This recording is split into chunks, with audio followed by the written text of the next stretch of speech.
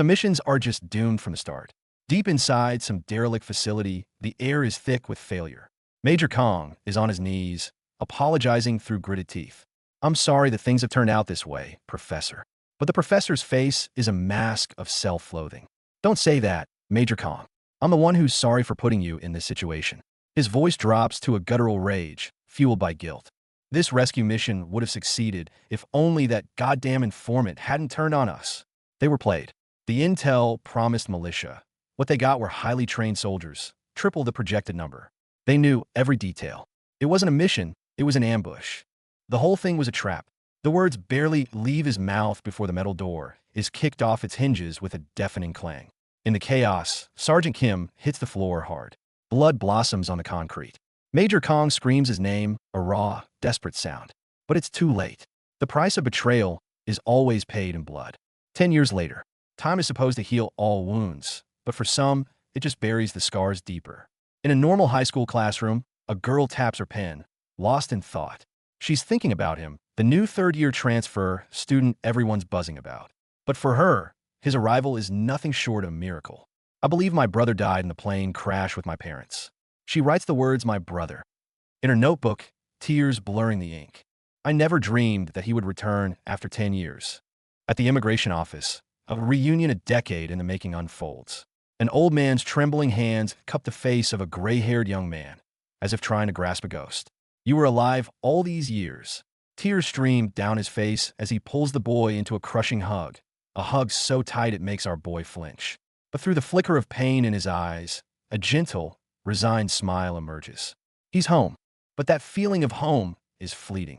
Reality bites back hard. Our protagonist's sister, Daeyeon, isn't having a great time at school. A blonde girl, arms crossed, smirks down at her with the confidence of a queen.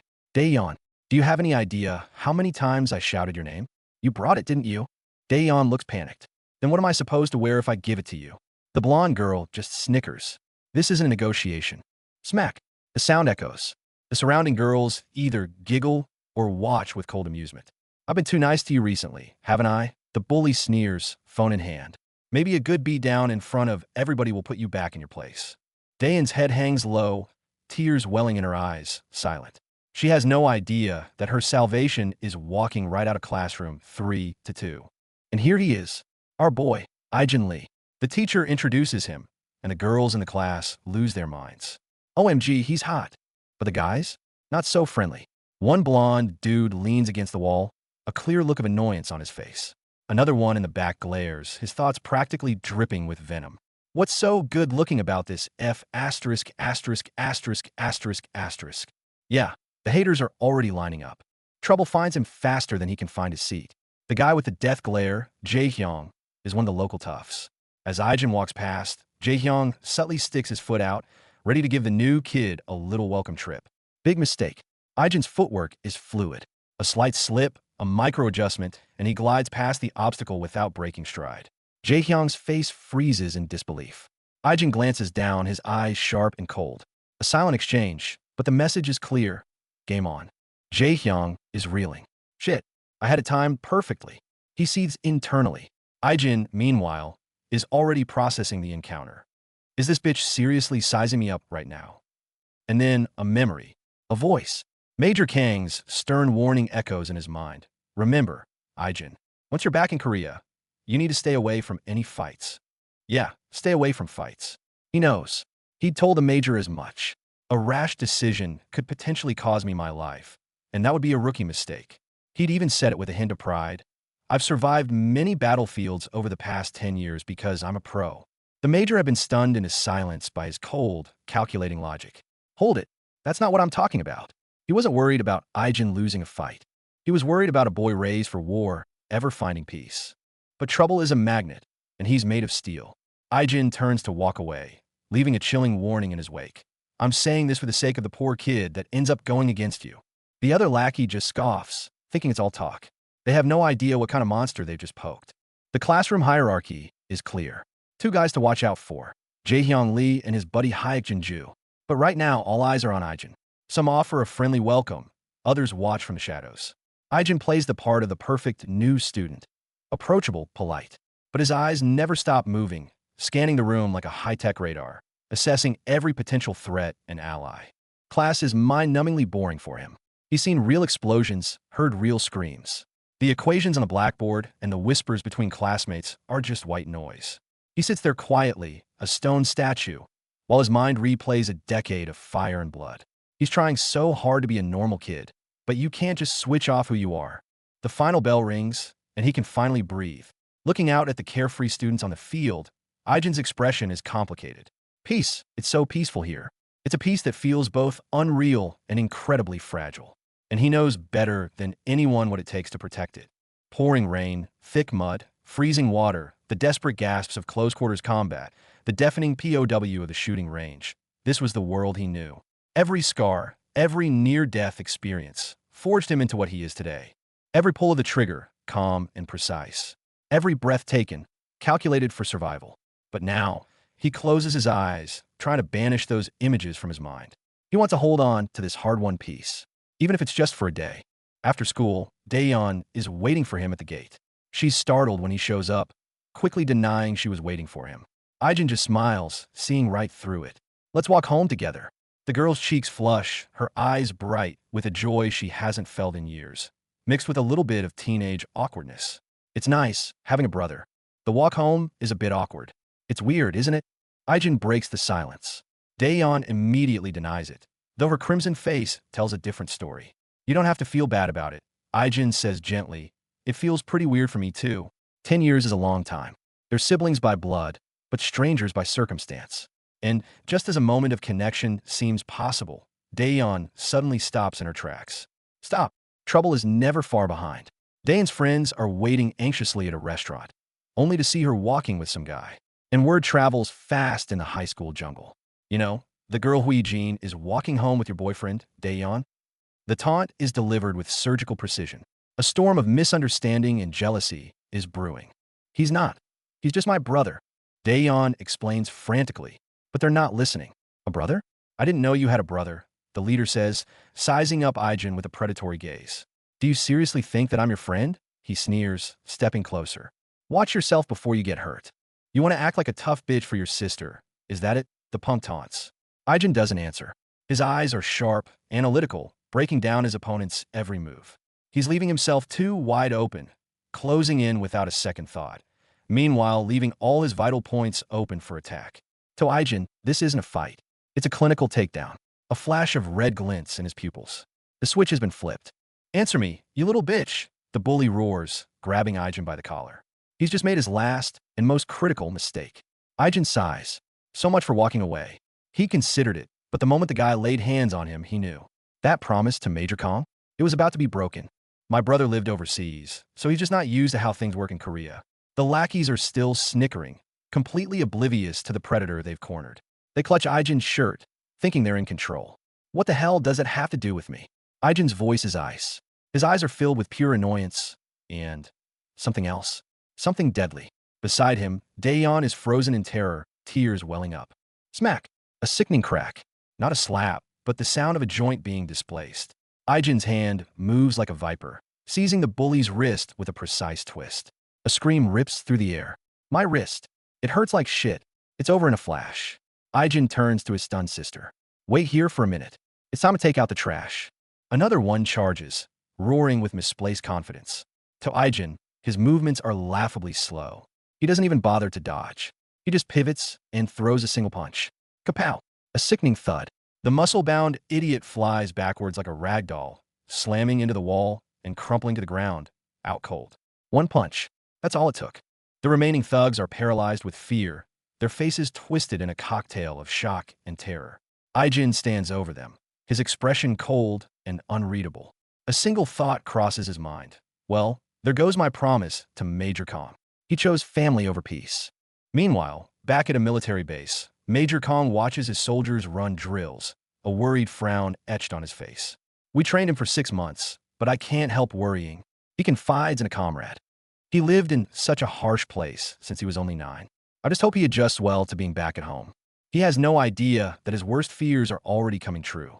Yeah, those special lessons on life in Korea didn't quite stick. Or maybe they worked too well. Ijin's fists are proving more effective than any textbook advice. The guy he knocked out crashes through a table and chairs, landing in a heap of splintered wood and pooling blood. Ijin watches, unfazed. For him, this wasn't even a warm-up. His eyes are rolled back already. The remaining punk's voice trembles. Did he really faint with just a single blow? They watch as Ijin takes a step towards them, and it feels like death itself is approaching. He broke his promise to Major Kong, but there are no regrets. Some lines you just don't cross. Dayan's friends witness the whole thing from the sidelines, absolutely terrified. Ijin's movements are fast, precise, and brutal. He's not fighting like a high schooler. He's operating like a trained killer. When the final opponent is slammed to the ground with a sickening crunch, the world goes silent. All that's left is Ijin's cold silhouette and the bodies on the floor. And just like that, the fight is over. Ijin's expression smooths back into a neutral calm. He walks over to Dayan, his sharp gaze making her shudder. She's never seen this side of him. Is this really the brother she lost 10 years ago? Or a stranger who's returned from hell? Sorry, did I startle you? His voice is soft now, as if the cold-blooded warrior from a moment ago was just an illusion. Dayan, still shaken, just shakes her head. Ijin offers a small smile. I have an idea. How about a snack from the store? Any favorites? He's trying, in his own clumsy way, to mend the violence with a simple act of kindness, to bridge the gap between them. Looking at her brother's gentle smile, Dayan's heart skips a beat. The same guy who looked like a killer a minute ago, now has such a warm expression. What the hell? A blush creeps up her cheeks. She reaches out and takes hold of his jacket, a small gesture that sends an unexpected jolt through Ijin. What the hell? The thought flashes through his own mind. This kind of warm, simple contact is utterly foreign to him. Did you do that to those guys earlier? On the way home, Dayan finally works up the courage to ask. Ijin's answer is a simple, calm, yeah. Dayan looks at her brother's stoic profile, a mix of shock and curiosity swirling inside her. What exactly did he go through during those 10 years overseas? In Korea, it's rude to stare at people like you did earlier. It will get you into uncomfortable situations like that. Dayan tries to explain, but Ijin's response stops her cold. Because it seemed like they were causing you trouble. It hits her then. He wasn't reacting because he was provoked. He was acting because he sensed a threat to her. Everything he did was for one reason, to protect her. Back home, Ijin puts on a ridiculous strawberry print apron and gets to work in the kitchen, as if the violence from earlier never happened. Their grandpa watches him, his eyes filled with a mix of happiness and heartache. I could do the dishes on my own, so just sit and relax. The warmth of the dinner table is a stark contrast to the coldness of the streets. This is the new daily life Ijin is fighting to protect. What did you think of dinner, Dayan? Grandpa asks with a smile. It was wonderful. Her answer makes him beam. She knows he even took cooking classes to prepare for Ijin's return. In this house, everyone is trying in their own way to fill the void of the last 10 years. Your first day of school? Anything interesting? Grandpa asks after dinner. Ijin just offers a slight smile, mentioning nothing of the fight. The house is filled with warm light and the quiet comfort of family. For him, it all feels like a dream. Good night, Grandpa. Sleep tight, you too. He hopes, for once, that the nightmares stay away. Lying in bed, his grandfather's words echo in his ears. I'm so glad that you made it back home alive. Fragments of memory surface. They said he doesn't remember much from his childhood, but it's okay. What matters is that he's alive. The feast on the table, his grandpa's loving smile. These are luxuries he's never known. Family. The word feels foreign on his tongue, yet warm. But that warmth is quickly extinguished by an icy dread. The roar of jet engines, the blaring alarms, the screams of passengers. The nightmare from 10 years ago comes rushing back. Violent rattling, shattering windows, the gut-wrenching feeling of freefall. Fire and smoke consume everything. The red light in his eyes isn't the gleam of a predator, but the reflection of pure, unadulterated terror in the face of death. 3:20 nachts. Ijin jolts awake, drenched in a cold sweat, gasping for air. The same dream. No matter how many years pass, the shadow of that crash clings to him, haunting his nights. The next morning, Dayan is already in the kitchen. You're up? I was just about to wake you. She tells him their grandpa left for work at dawn. Work? Ijin is surprised. He didn't know the old man had taken an extended leave just to be there for his return. Dayan rushes off to school, reminding him not to skip breakfast on her way out. Looking at the feast laid out on the table, and at her retreating figure, a strange warmth spreads through Ijin's chest. Is this what family feels like? This feeling of being cared for, it's nice. But at school, a storm is brewing. The punks from yesterday are found, bruised and battered. How could he knock them both out in a single punch? The news spreads like wildfire. And when the blonde girl, the leader's sister, hears about it, her face turns ugly. Shouldn't we stop picking on Daeyeon now? One of her friends whispers, still trembling from the memory of Ijin's cold stare. That look in his eyes alone scared the shit out of me. But the blonde leader isn't backing down. Her brother's posse basically runs this school. Do you seriously think that having a brother changes things for her? She screams at her cowering friend. To her, this is just another target. She has no idea she's about to lead her entire crew to the brink of annihilation. Daeyeon, didn't I tell you to keep your F*** head down? The next round of bullying begins. The blonde girl channels all her rage onto the innocent Daeyeon, who can only stare back in terror, wondering what she did wrong this time. Do you have any idea who your brother screwed with yesterday?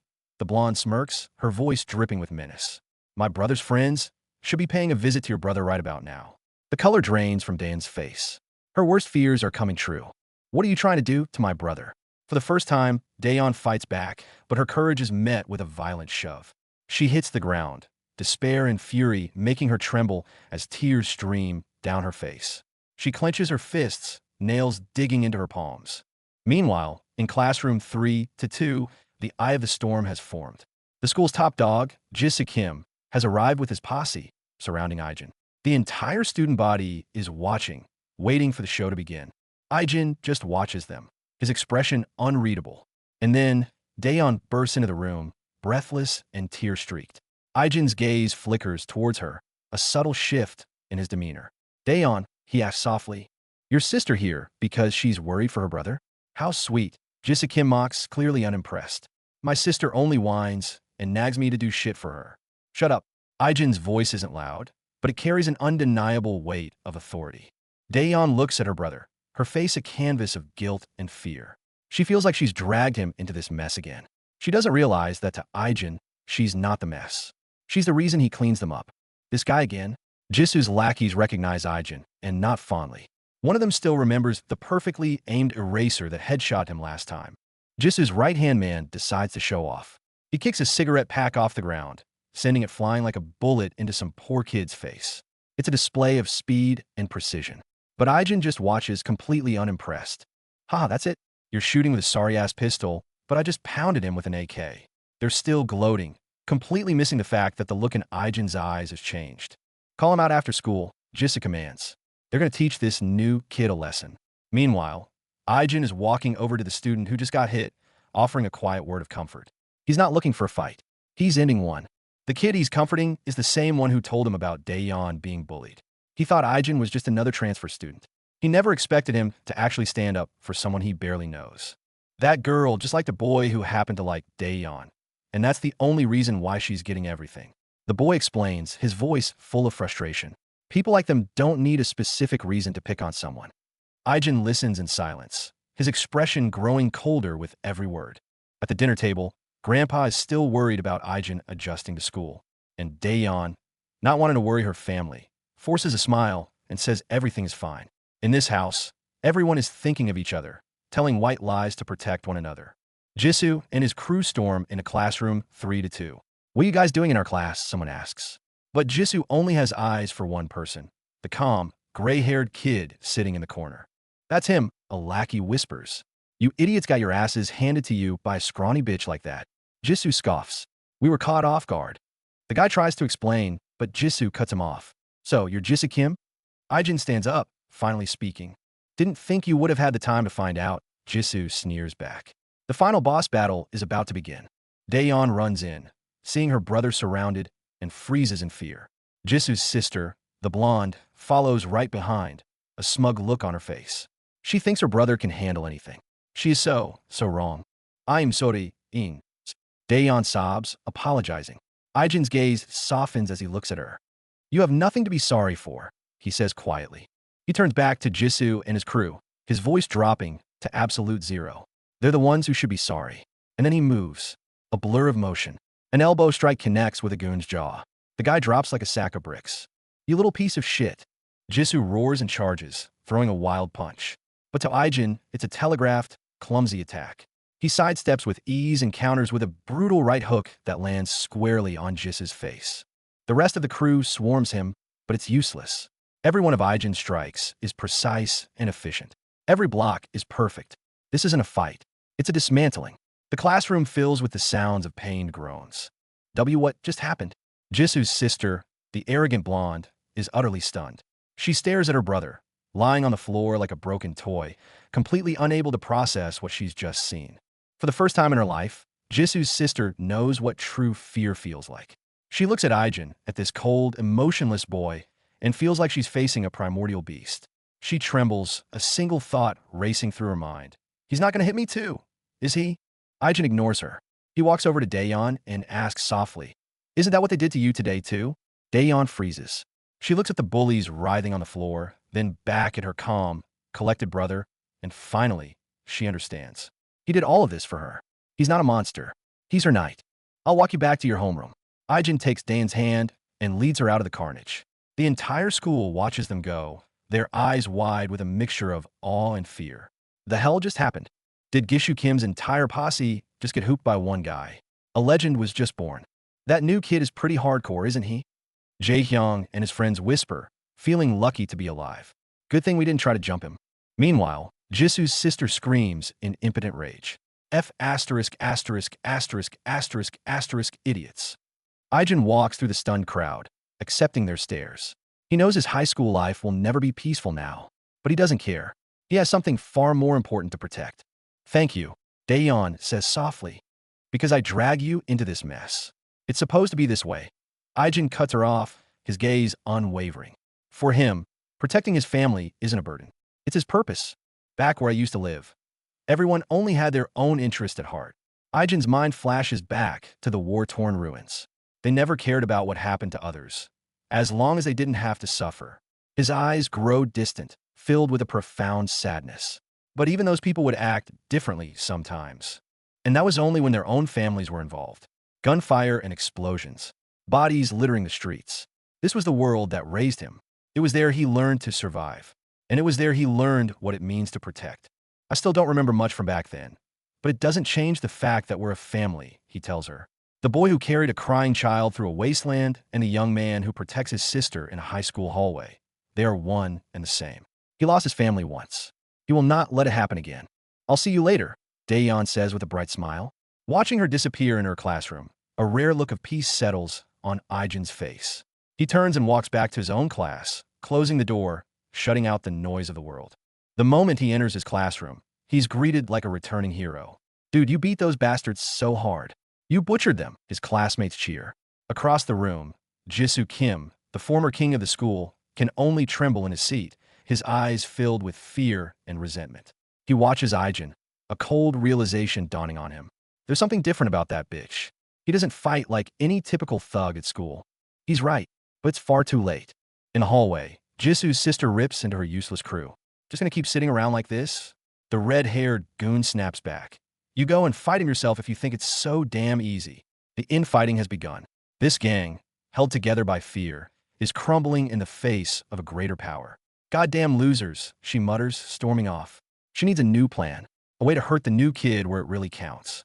Her new target is Daeyeon. She corners her, spitting venom. "You can just go running to your big brother if anything happens, can't you?" Daeyeon just stands there, trembling. The blonde thinks she's found his weakness. She thinks that by hurting this girl, she can hurt the monster. "This bitch is giving me the cold shoulder." The blonde's rage ignites. She wants Daeyeon to grovel, to be the same pathetic little victim she's always been. But she's wrong. Daeyeon isn't that girl anymore, because she knows who's standing behind her now. "Like hell I will." The words echo in Daeyeon's mind. Maybe they're her own, or maybe they belong to her brother. It doesn't matter. She will not bow. Not anymore. Because she knows, finally, that some things are worth fighting for. And this war has only just begun. The afternoon sun melts into a warm orange as students pour out of the school gates. Our girl, Daeyeon, walks with a shadow of uncertainty following her. Just yesterday, her entire world got flipped upside down. And at the center of it all is him, the quiet, enigmatic boy now walking beside her. She tries to break the silence, her voice small. "So about what happened? Does this mean they won't hurt me anymore?" The question hangs in the air. The guy who single-handedly dismantled a classroom of bullies just moments ago now looks like any other student. Meanwhile, in another corner of the school, the food chain is re-establishing itself. "What took you so long, bitch?" A slap rings out. The blonde queen bee, still fuming from her earlier humiliation, takes it out on her own lackey. She can't touch the monster. so she'll torture his old victims instead. But back to our duo. They're blissfully unaware of the drama, lost in their own little bubble. Daeyeon is still mulling over her question when Ijin suddenly speaks. But this heartwarming little scene? To some, it's like poison. From a distance, the blonde and her crew are watching. You can practically feel the jealousy radiating off them. Just look at the smug smile on that bitch's face. She seethes. We'll see how long that smile lasts.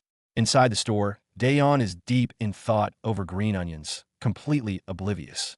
She and her brother are the center of attention, with whispers and glances following them down the aisle. Our boy, Ijin, catches the hateful stares, but his expression doesn't even flicker. Not a single damn given. Did you ever have a girlfriend back home? Daeyeon blurts it out, the question surprising even herself. It's just, this guy stands out everywhere. Girls are literally stopping and staring on the street. Ijin actually looks puzzled for a second, processing the word. Friend? A girl you were dating? He thinks about it seriously before giving a simple, honest answer. No, I didn't. I can see you being pretty popular with the girls, she says, trying to sound casual. His reply is simple. I was busy. And just like that, Daeyeon feels like an idiot. Of course he was busy, adjusting to a new country and all that. But then, he flips the script. What about you? A boy that you're dating? Bam! Her brain short-circuits. The grocery bag slips from her grasp, and her face explodes in 50 shades of red. Broke her right there. That evening, the atmosphere at home is warm. Grandpa proudly presents Ijin with a new phone. All the kids have one like that nowadays, he beams. It's the latest model. I don't know if you like it, but Ijin just stares at the box, silent. His expression is unreadable, but you can tell this is more than just a phone to him. It's a symbol of the normal family life he's never had. Grandpa, being the sweet old man he is, even opens the box to save everyone's numbers for him, joking about how he always forgets how to work these things. Daeyeon watches, her heart full. For a moment, they look like a real family. Ijin glances at their smiling faces and allows a tiny, almost imperceptible smile of his own. He doesn't tell them he already has another phone, a burner phone, connecting him to a world they know nothing about. After dinner, Grandpa turns to Daeyeon. And I hope you're not upset that I didn't get you a new phone, Daeyeon. It's just that he didn't have one. She quickly reassures him she's not upset at all. Seeing her brother become part of their family is the best gift she could ask for. Ijin watches them, his silence speaking volumes. His gaze for once is completely soft. Late that night, Ijin lies in bed, staring at the new phone. His mind is clearly somewhere else. Then his eyes snap open, sharp and focused. He types out a message to an unknown contact. It's Ijin. Please contact me at this number from now on. Miles away, in a sterile office, a phone buzzes to life. A new game has just been set in motion. Meanwhile, the man who gave Ijin his other phone is pissed. Didn't I already get him a phone? I got him the most expensive one they had. His subordinate can only chuckle nervously. They have no idea. They don't get that for Ijin, a phone's value isn't its price tag. It's about which world it connects to. One world is a warm home. The other is his cold, bloody past. Fresh out of the shower, he towels his hair, a look of contempt on his face. The next morning, Ijin is already heading out the door. Leaving this early again? Daeyeon asks, surprised. Yeah, dishes in the sink when you're done, he says without looking back, and the door slams shut. But on the table is a fresh pot of hot soup. She checks her phone, 7:25 a.m. It hits her. You made a fresh pot of soup for me this early in the morning. This guy, he expresses his affection in the most awkward, silent ways, but damn if it isn't the sweetest thing. Daeyeon is practically floating on air. She's just happy she could do something nice for her grandpa. But her good mood comes to a screeching halt the moment she turns into an empty hallway. Pow! A massive force slams into her from behind, sending her sprawling. Better watch where you're going, bitch. 3 masked figures loom over her. The voice of the leader, it sends a chill straight down her spine. She knows that voice. Forced to her knees, tears of humiliation welling in her eyes. Slap! The blow is vicious. And the mastermind behind it all, the blonde girl, is already planning their victory celebration at the karaoke bar. You'll come with us, won't you, Daeyeon? The invitation sounds more like a death sentence. This voice, it's Ijin Kim. In the dark, suffocating room of a coin karaoke joint, Daeyeon is certain. The bullies are screaming their lungs out into the microphones while she's curled in a corner, covered in fresh bruises. A part-time worker, annoyed by the racket, goes to check on the room. He unlocks the door and walks into a scene straight out of a horror movie. Are you all right? The employee is horrified, fumbling for his phone to call an ambulance. But Daeyeon forces herself up, gathering her scattered belongings. I'm fine. She stumbles out, refusing his help. desperate to escape. She can't go to the hospital. She can't let her brother and grandpa worry. So she just drags her broken body into the lonely darkness of the night. The next day, Dayan's seat is empty. The teacher finds it strange. Ijin and her friends whisper among themselves, trying to act cool. What are you freaking out about? Dayan missing school has nothing to do with us. All right, it's got nothing to do with us. Their words say one thing, but their trembling voices tell another story. They think they've gotten away with it. They've forgotten exactly who they just provoked. School's out, but Ijin doesn't head home. He waits by the gate. He waits as the clamor of students fades into the chatter of a few stragglers, and finally into silence. The person he's waiting for never shows.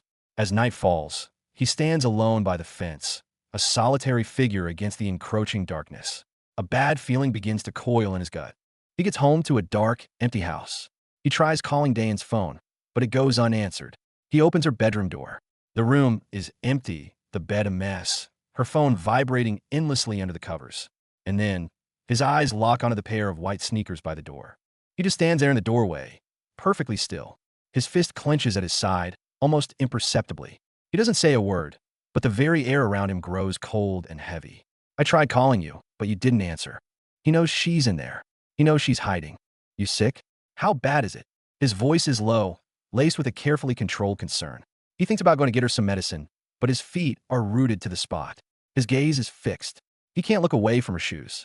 From the dark, reddish-brown stains splattered across the clean white canvas. Blood. In that instant, the world goes silent. There's nothing but those shoes, telling him everything he needs to know. He doesn't need a confession. He doesn't need an explanation. He already knows the truth. He finally goes into her room. She's sitting on the bed, covered in bandages, looking away in shame. Without a word, he gets the first aid kit and starts tending to her wounds. You fell down the stairs while trying to dodge a bicycle? He asks, his voice dangerously calm. It looks as bad as if you had run into the bike. She just laughs nervously. She has no idea. She thinks he's just being a caring brother. She doesn't see the storm of absolute fury brewing behind those calm eyes. Dayan's plan was to use the system against them. She went to the principal, to the police. She named Ijin, but she had no proof. The attackers were masked. Why am I in trouble? Ijin's mother storms into the office, a whirlwind of entitlement and fury, painting Dayan as a delusional liar. The cops are useless. Without proof, their hands are tied. But I know her voice. It was her. Dayan's pleas fall on deaf ears. Ijin's mother goes on the offensive. You call the police and treat my daughter like some criminal, all because of some ridiculous hunch. Apologize to my daughter immediately. In the face of power and lies, the truth is meaningless. Dayan is cornered, broken, and utterly alone. Bring your parents down here, the mother demands, the final, cruel twist of the knife. Parents. Dayan doesn't have parents anymore. That's it. The dam breaks. She shatters into a million pieces, tears streaming down her bruised face. But just when they think they've won, she looks up. Through the tears, through the pain, a strange, chilling smile spreads across her face. It's a smile that promises nothing but pain. Back in her room, Ijin is patching her up again. Bones seem okay, but the bruises will hurt for a few days. His touch is gentle, his voice soft. She thinks she's fooling him. She thinks she's protecting him. In her mind, she repeats her mantra. I did the right thing by not telling him. There's just nothing a couple of teenagers like us can do about this. Nothing we can do. Those words echo in his mind, and something inside Ijin just snaps. The world bleeds into shades of red. He understands now. If the rules won't protect her, then he'll rewrite the damn rules. Meanwhile, the scum of the earth are celebrating their victory at a club. We can't just let him get away with this. They're planning their next move, an all-out assault on our boy. They have no idea that Death just got their text message. As they plot, a call comes in. It's Ijin. Jisoo, are you and your idiots still sitting around at the club? She screeches. The red-headed leader, Jisoo, takes a drag from his cigarette, annoyed. What do you want? Her voice on the other end is panicked, but he just scoffs. A smug, nasty grin spreads across his face. Perfect timing, he snickers into the phone. We were planning on paying that damn bastard a visit anyway. He hangs up, adrenaline pumping. He thinks the hunt is on. He's wrong. The slaughter is about to begin. Who the hell does he think he is, walking into our turf? One of the goons mutters, staring at the entrance. A lone figure steps out of the shadows and into the club. His pace is unhurried, but every footstep echoes like a drumbeat of impending doom. Ijin is here. You know, I was dying for a rematch, the leader smirks. And then it begins. Not a fight, a demolition. Wham! Whack! Our boy moves like a blur, a whirlwind of precise, brutal violence. Bodies fly, bones crunch. The room becomes a symphony of agony. Tables flip, glass shatters. These tough guys who are just talking so big, they're nothing more than bowling pins, and Ijin is the damn ball. Just get him! Someone screams, but it's useless. Fear has already paralyzed them. He's like a machine, a human terminator. Calm, efficient, and absolutely lethal. He uses the layout of the room, boxing them in, taking them down one by one.